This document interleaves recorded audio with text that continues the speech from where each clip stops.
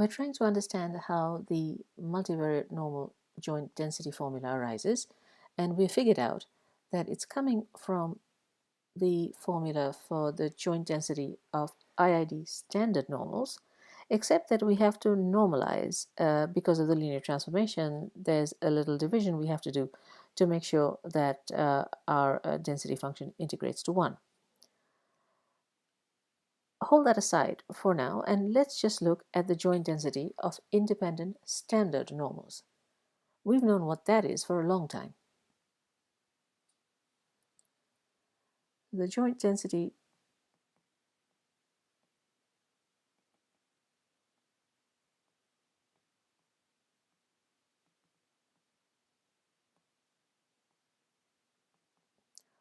of Z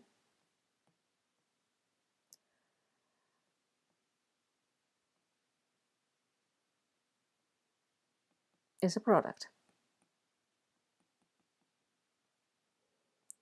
of the marginals. So each one is 1 over root 2 pi e to the minus half, and it's zi squared.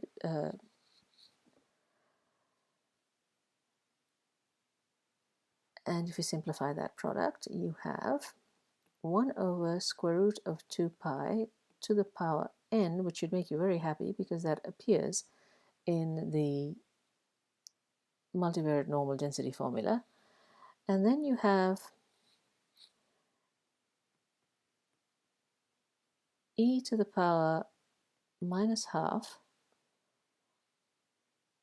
the sum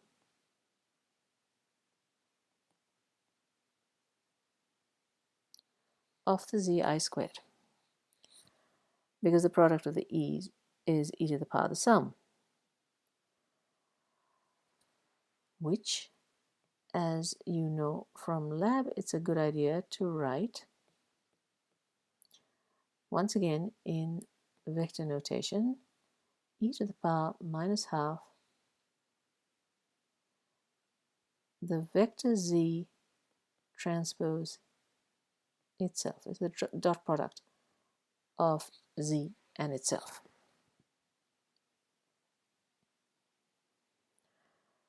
Well, good. So then going back to our line here, the joint density of X is given by the formula there, which is now very colorful, for a particular Z. So let's just try writing that out. So f of X at the point little x is 1 over V. At the moment we don't know what that is. And now f of z somewhere. So f of z starts out with a 1 over root 2 pi to the power n. And then you have e to the power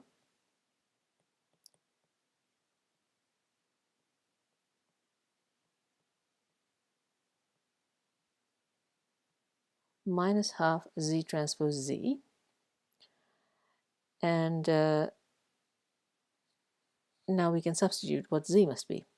So we still have the 1 over v.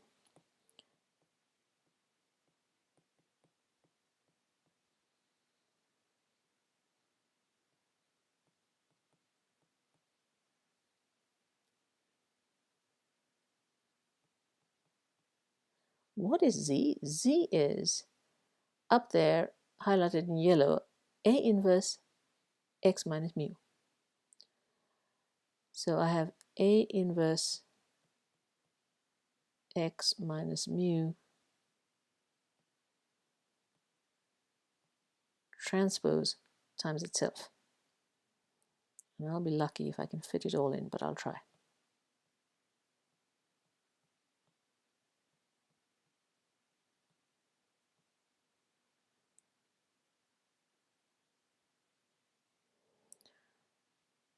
And that is, let me give myself some room, 1 over v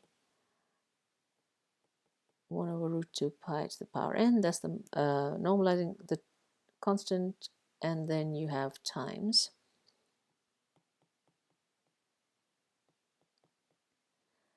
Right, we do our transposes in the right order, we get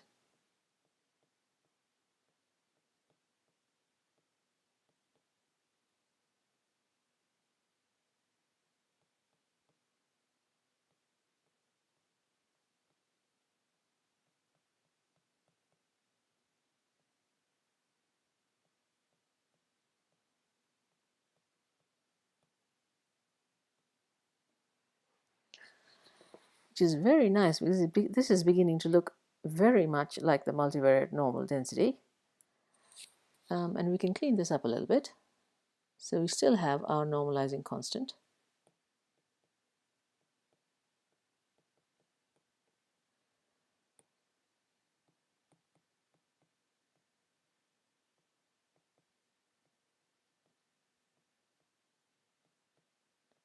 The x minus mu transpose is terrific, as is the x minus mu at the end, because that appears in the multivariate normal density. And now we have a whole bunch of inverses and transposes. And if you remember your facts about inverses and transposes of matrices, then you will see that this is A transpose inverse.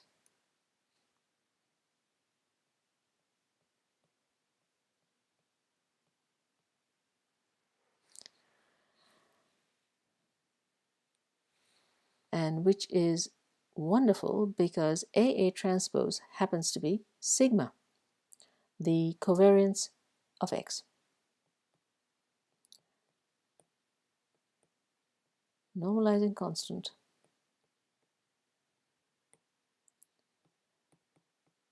e to the power, and then a quadratic form, which is exactly the quadratic form that we had at the start.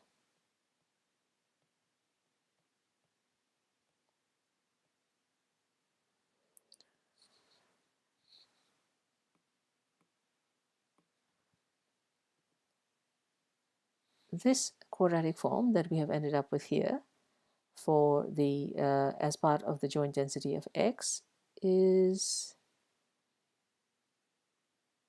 exactly the same as the quadratic form that we said it had to be.